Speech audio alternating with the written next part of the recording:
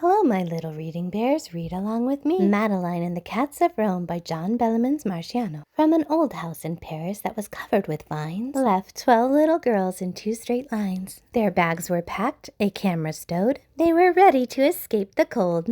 The train it leaves at 9:30. Hurry, hurry, Madeline. Across the Alps the pace was slow. The mountains still were packed with snow. But the far and farther south they traveled, the more that winter came unraveled. Although it's dreary back at home, the time has come for spring in Rome. Down the steps they took a stroll, hearing bells of churches toll. Here is a fountain they found quite appealing, and everyone loved the Sistine ceiling. But in Italy the greatest treat comes when it's time to eat. Miss Clavel said, "Over here, signor. 12 plates of pasta, por favor." The hours of day were running out. The sun was setting or just about. "One last photo, let's press it tight," said Miss Clavel. "Yes, that's right." But the moment she had her camera drawn, it was yanked from her hands by the strap and was gone. Madeline took up the chase. First a thief, now a race.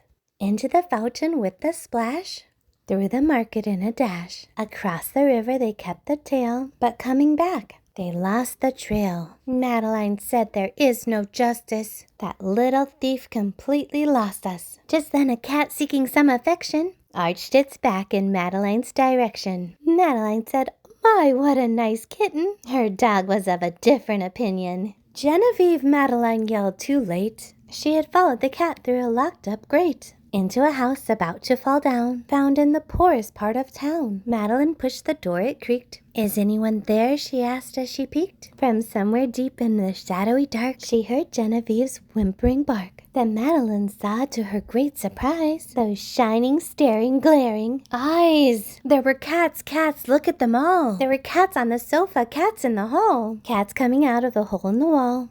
A voice behind her, clear and strong, said, "You have come where you don't belong." Madeline turned in disbelief to see that it was the camera thief. "Yes, 'tis I, the thief Katrina, protector of the colonial Felina.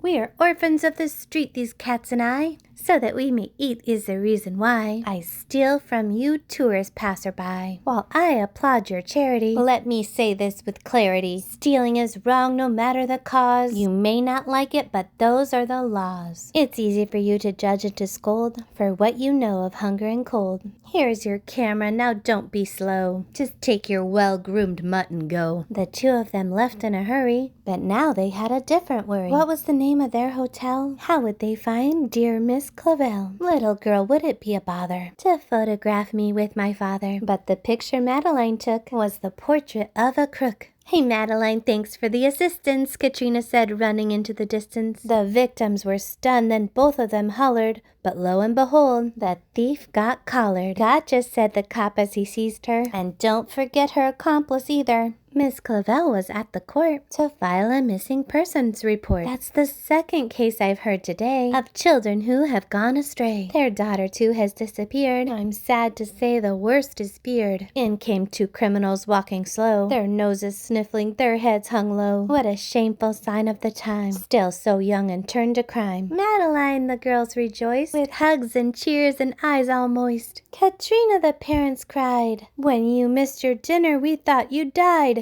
"Dinner, a home, a family," said Madeline. "You lied to me. To help the cats somehow." Katrina said, "What will happen to them now?" "What's this about some cats I hear?" said Papa. "How many do you have, my dear?" She'd only made it to 11 when her mama cried, "Good heaven! All of these cats, what shall we do?" Not a person had a clue until Madeline had the inspiration for how to solve the situation.